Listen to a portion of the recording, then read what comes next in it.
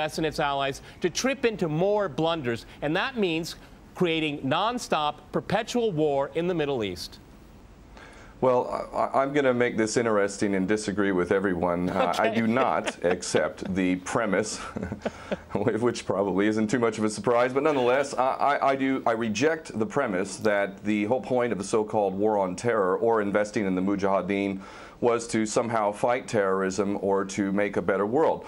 I would argue that if you really want to know what's happening with Middle Eastern policy, then you must read Oded Yanan's A Strategy for Israel in the 1980s. Now, in that document, which is pretty much being played out to a T right now and has been for many years, there were serious objectives for Israel. And Israel's main objectives were to expand and grow in line with the Greater Israel Project. And in order for it to do that, there would need to be an excuse to justify the expansion of Israel. And in order to do that, we would have to sow the seeds of sectarian hatred and violence in the region. The #1 target of this plan was Iraq. We've achieved that. That's not a failure. That's actually a success. Iraq is a failed state largely. It is an absolute basket case. Sectarian hatred is absolutely insane. We see the beheadings and all of this madness, and we think it's a disaster. No, it's not at all. In fact, it's all part of the plan to break up Iraq into 3 different states.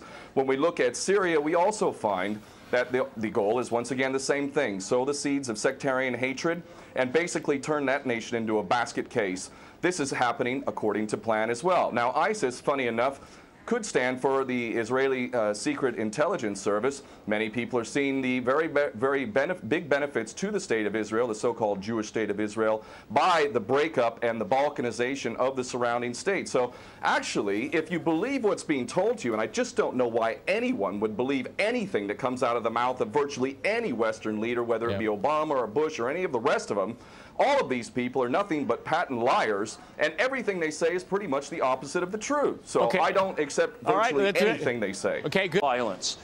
Barack Obama did not bite at the opportunity to get involved in Syria a year ago. In fact, at the time when he was ready to start bombing Assad just about 13 months ago, he backed off as soon as the first excuse came to mind. We've been supporting ISIS in Jordan, in Turkey, through our proxies in Saudi Arabia and Qatar. There is absolute continuity between the policies of Iraq and breaking it up and breaking up Syria as well. It is beyond naive to suggest that the U.S. doesn't have its fingerprints all over ISIS. In fact, tell me this: why has ISIS never once, or al-Nusra Front or al-Qaeda, not once have they attacked Israel? In fact, ISIS militants are getting medical attention in the Golan Heights and in Israel itself. What does that tell you?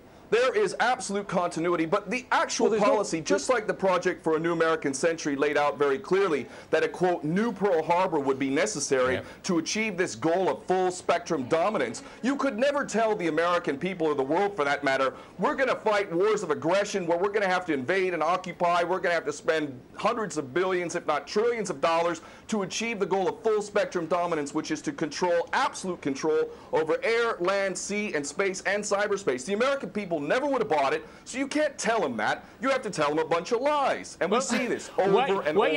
What you have to do, Ken, if I can go... It would absolutely no question that there must always be a boogeyman. In fact, you're sitting in Russia now. For 50 years plus, we were fighting this Cold War that really was an absolute charade to begin with. There never really was a threat of a Soviet invasion. And for decades, we spent insane amounts of money developing nuclear weapons to the point of really completely, totally collective insanity. And here we sit today in a world that threatens a third world war with a policy that is clearly intended to totally destroy Syria. Let's see what happens. If we take Bashar al-Assad out of the equation in Syria, does anybody with half a brain not understand that that vacuum that's going to be created is going to be a vacuum filled by the most powerful interests there? And who is that right now? Well, that would be our best friends and allies, these little Frankenstein monsters that we create, whether it's al-Qaeda or al-Nusra Front or the latest ISIS monster that we've created. Those are the ones that are going to fill that vacuum, and that fits perfectly in line with Oded Yanan's A Strategy for Israel in the 1980s. And if these other 2 gentlemen haven't read that document, I seriously suggest you do. Another thing that's really worthy of pointing out is the so-called Islamic State is anything but Islamic. And yes, there is a war on Islam. Islam is very understood by many Muslims around the world to be absolutely 100% forbidden for you to forcibly convert somebody to Islam or kill them. This is totally untrue. Back in the medieval times, when there was Muslim empires, it was an absolute understanding and policy amongst the Muslims who were in charge at that time that those who practiced whatever religion were allowed to continue practicing that religion, and they were not even forced to pay taxes into the Muslim empire itself. However, if people wanted to practice that religion, they would not be able to derive the benefits of the tax system and so on and so forth. The bottom line is no Muslim in their right mind would justify going in and literally executing men, women, and children simply because they don't convert to your religion. These people are not Islamic. They are creations of the monster, which is the empire of the United States and all its cohorts in Israel and England in particular. And this monster is purposely created to justify the continuing insanity of the never-ending war policy, which is really the core of America. And that is exactly why I renounced my U.S. citizenship. This madness cannot be considered anything but the major threat to the world.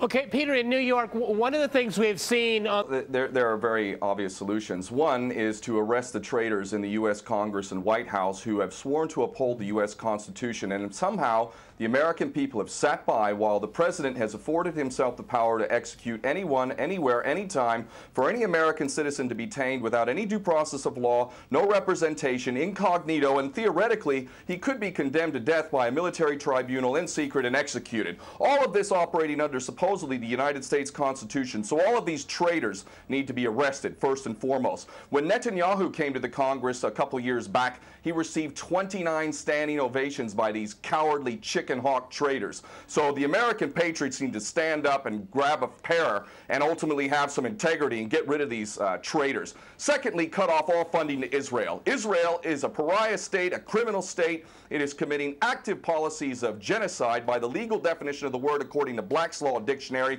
That country needs to be cut off right now. All of their attention needs to turn inward. Stop your little empire endeavors and full spectrum dominance and all of this sort of madness. Start taking care of your infrastructure back home. Start taking care of the American citizens who have worked their whole lives and now find themselves wondering how they're going to keep a roof over their head.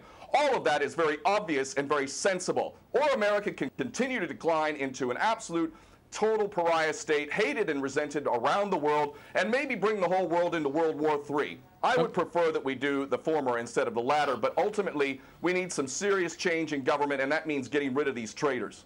Okay,